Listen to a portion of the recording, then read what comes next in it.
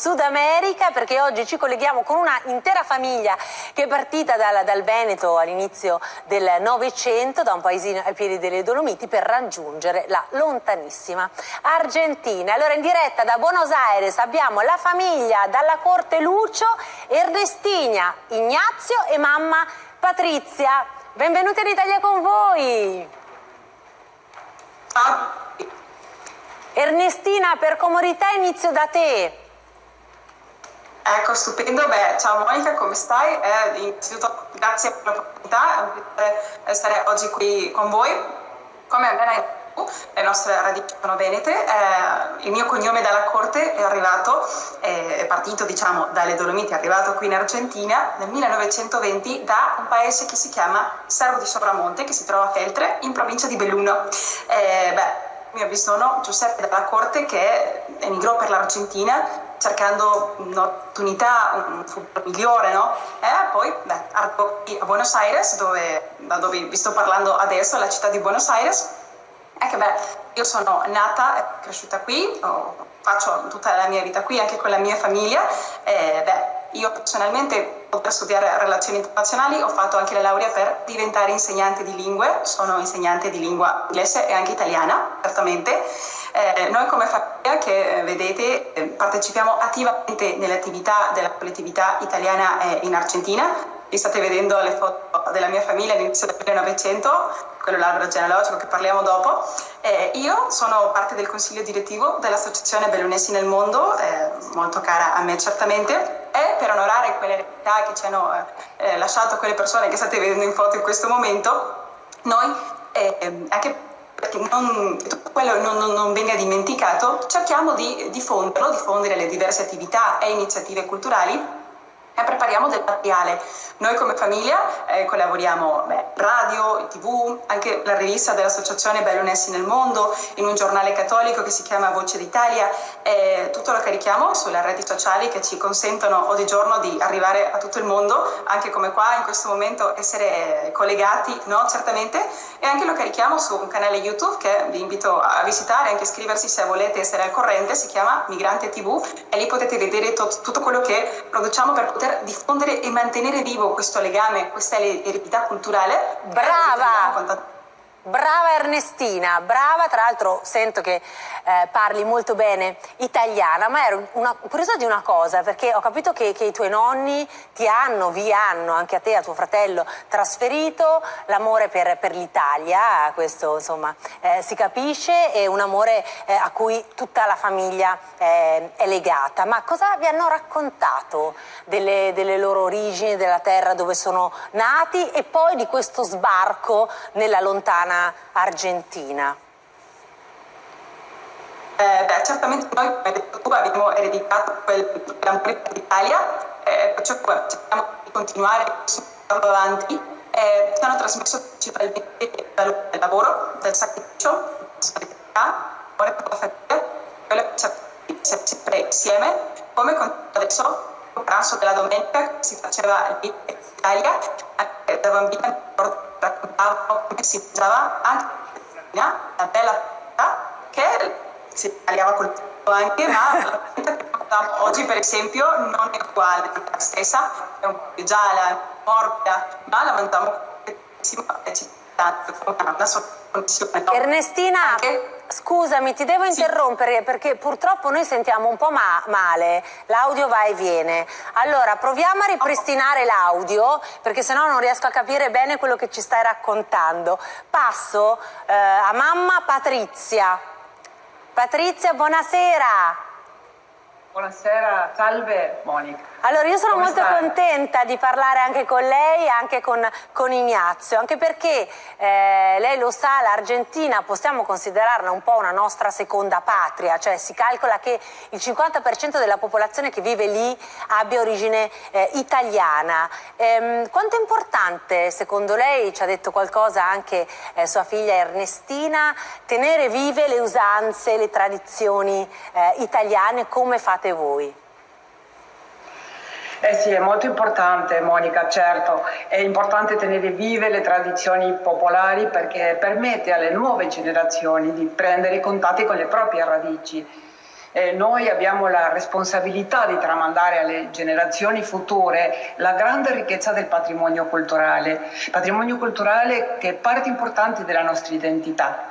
A me personalmente piacciono molto le danze tipiche. Eh sì, per 10 anni insieme a mia figlia abbiamo frequentato il corpo di ballo del club italiano. Come ben hai detto, il 50% della popolazione argentina può vantare almeno un antenato italiano, si dice, no? In Argentina, come tu sai, nelle diverse ondate migratorie abbiamo ricevuto tanti migranti di tutte le regioni d'Italia, da nord a sud. Questo gruppo folk a quale appartenevamo non rappresentava ad un'unica regione, voleva rappresentare tutte le regioni dell'Italia. Allora avevamo un repertorio di diverse danze tipiche, abbiamo partecipato a diverse esibizioni, diversi scenari, è stato molto divertente e molto interessante anche perché oltre all'intrattenimento, no, delle danze è stato anche un modo molto, molto interessante, penso, di fare divulgazioni culturali, certo, con diversi costumi tipici, no? Che per me sono un altro patrimonio molto importante della cultura popolare. A me mi appassiona tantissimo i costumi tipici, anche come sai il Veneto ovviamente che tiene un luogo privilegiato nel nostro cuore. Certo. Allora ho deciso di intraprendere un percorso di ricerca sui costumi tipici veneti. Che meraviglia, ma tu lo sai Patrizia che io sono veneta? Sì, io sono nata a Verona. Quindi figurati, conosco, insomma, sì, apprezzo tantissimo questa cultura e apprezzo anche il fatto che voi in famiglia, malgrado tutto, continuate a parlare italiano. L'avete insegnato voi ai vostri figli? Sì, parte, però innanzitutto nella scuola, abbiamo imparato tutti a scuola perché è importantissimo no, mantenere questo legame con la cultura come veicolo di trasmissione della propria cultura, delle tradizioni, dei valori, no? Anche perché è molto importante per noi queste radici, no? Certo. Ernestina, vediamo se adesso il collegamento funziona meglio. Lavori in 2 radio, so, una argentina e una italiana, e uno dei tuoi programmi ha un nome ispirato ad un cardinale argentino che poi, enigma molto facile, è diventato Papa, corretto? Certamente, hai detto benissimo. Io da alcuni anni che collaboro in diverse radio, ad onore, su Radio AVM Voce delle Dolomiti, che è la web radio dell'Associazione Bellunesi nel Mondo, ho questo programma che si chiama Ernestina, dalla fine del mondo, storie di migrazioni bellunesi in America e non solo, dove va in onda tutti i sabati alle 21 ore italiana e qui cerchiamo di poter raccontare le esperienze di migrazioni dei nostri migranti bellunesi e veneti anche, non soltanto dai propri migranti, ma anche dei discendenti, seconda, terza generazione. E l'idea del nome vuol far capire un po' da dove che inizia questa avventura di raccontare queste storie di immigrazione, dove anche facciamo il programma che è l'Argentina, e come ben hai detto tu abbiamo anche ricordato un po' il nome che ha dato Papa Francesco all'Argentina quando era ancora cardinale Jorge Mario Bergoglio, che quando diviene Papa Francesco dice che gli amici cardinali sono andati a prenderlo alla fine del mondo, no? E ci è sembrato simpatico poter anche fare quel gioco di parole per raccontare da dove è che parte questa esperienza, no? E anche collaboro con un'altra radio, Italia Eterna, e curo due rubriche settimanali dove in una facciamo tipo un viaggio immaginario dove conosciamo l'Italia tramite la gastronomia, la cultura, la geografia, le tradizioni, e poi un'altra che cerchiamo di conoscere in 3 domande ai diversi rappresentanti della nostra comunità italo-argentina, che è molto numerosa. Si chiama Ernestina in 1, 2, 3, in 1, 2, 3, e va in onda tutte le domeniche in questo programma che da 35 anni che si sente in tutto il vasto territorio argentino che abbiamo qui. Beh, insomma, complimenti davvero. Allora, noi abbiamo, anzi, il maestro Palatresi ha una dedica, io non so ancora che canzone abbia scelto per salutare questa splendida famiglia di italo-argentini. Anzi, vi dico, rimanete con noi perché io ho ancora qualche domanda per voi. Allora, io ho scelto una canzone molto particolare che tu conosci già perché l'abbiamo anche eseguita la scorsa stagione, si chiama Italiani d'Argentina, ma l'ho scelta soprattutto perché i protagonisti di questa canzone trasmettono, hanno una radio. Pensa alla combinazione, quindi mi è sembrata particolarmente indicata per questa simpaticissima famiglia. Ve la faccio sentire, Vai maestro. Trasmettiamo da una casa d'Argentina con l'espressione radiofonica di chi sa che la distanza è grande e la memoria è vicina e nessun tango mai più ci piacerà. Abbiamo l'aria di italiani d'Argentina, ormai certa come il tempo che farà. E la distanza è atlantica, la memoria è vicina e nessun tango, sì, nessun tango ci piacerà.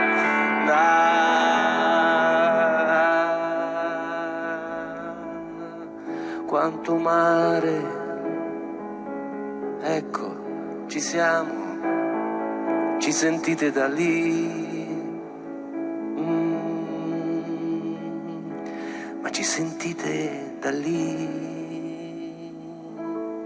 Beh, vedendo i vostri volti mi sembra la canzone vi sia molto piaciuta. Adesso invece volevo far intervenire Ignazio, a cui non ho praticamente chiesto ancora nulla. Ignazio, tra poco parleremo con degli altri ospiti in collegamento di scuola. Per voi so che l'Italia non è solamente un passato, non è solamente un ricordo, ma è qualcosa di vivo, tant'è che voi parlate italiano e lo insegnate pure. Ecco, tu che cosa insegni a scuola? Chi sono i tuoi studenti? Bene, come hai detto bene, la lingua è molto importante, la trasmettiamo, anche trasmettiamo la musica, nel mio caso perché io sono insegnante di musica, ho fatto il conservatorio e dopo la laurea per diventare insegnante qui, adesso lavoro nella scuola che ho frequentato, l'Istituto Giovanni Pascoli del Club Italiano de Cosas de Paz, insieme a mia sorella, che è la insegnante di lingua, io sono insegnante di musica. Ma che bella famiglia, mamma Patrizia, complimenti, dei figli belli e in gamba. Sì, sono molto orgogliosa. Ci credo, ci credo. Allora Ernestina, un'ultima domanda per te, visto che adesso parlerò di scuola. Come avete vissuto quest'anno così particolare, visto che la scuola è stata chiusa dopo 2 settimane dall'apertura e fra poco finirà, fra un mese le vostre scuole richiuderanno? Sì, Monica, noi abbiamo l'anno scolastico marzo-dicembre, quindi il nostro lockdown e l'isolamento è iniziato 16 marzo, quindi abbiamo avuto solo 2 settimane di lezioni presenziali, ma poi per fortuna qui in Argentina abbiamo, e sono molto orgogliosa dei nostri docenti, diciamo in generale, perché abbiamo potuto fare questa svolta, diciamo, questo cambiamento dal reale al virtuale in qualche senso, ma che non è stato mica facile, è stata una vera sfida. Io per fortuna, come vi ho raccontato prima, lavoro insieme a mio fratello Ignazio, quindi ci abbiamo dato una mano per creare contenuti digitali interessanti per i nostri bambini, per accorciare le distanze. Abbiamo anche dato una mano ai nostri colleghi che non erano così bravi magari con queste tecnologie e quindi è stata una sfida veramente.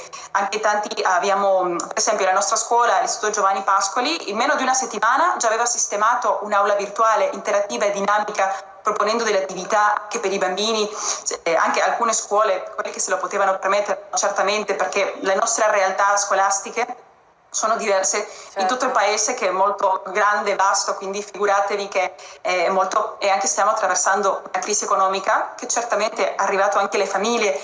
Abbraccio a tutti i genitori, a tutte le famiglie che hanno anche dovuto far fronte a quello, no? Perché i bambini stanno sempre a casa, devono anche utilizzare, che è uno dei problemi che abbiamo avuto con questa didattica a distanza, è che magari avevano solo un computer o solo un telefonino cellulare e una scarsa connessione a internet, quindi c'era un problema quel collegamento virtuale con gli studenti, e abbiamo provato ad ogni modo a sorpassare quegli ostacoli, no? Purtroppo Chiamando i problemi della scuola riguardano tutti i paesi in cui ci sono state restrizioni, perché sappiamo perfettamente che scuola significa anche socialità, e quindi nel momento in cui si deve limitare tutto ciò è chiaro, per la salute però, quindi la salute prima di tutto, è chiaro che la scuola ne va di mezzo. Continueremo a parlare di questo argomento adesso con i nostri prossimi ospiti. Io ringrazio e saluto tutta la famiglia dalla Corte Lucio, Ernestina, Ignazio e mamma Patrizia. Grazie davvero, un abbraccio a tutti voi, a tutta l'Argentina che ci segue con calore, affetto e quotidianamente. Io non vedo l'ora di venirvi a trovare, l'ho sempre detto, e spero di realizzare questo mio sogno presto. Grazie Monica per questo spazio, voglio inviare un saluto a tutta la famiglia di Pasqualedi, anche per l'Università del mondo e gli italiani che stanno seguendo. Grazie di cuore. Adesso invece, grazie a voi. grazie Ignazio, grazie Patrizia. Adesso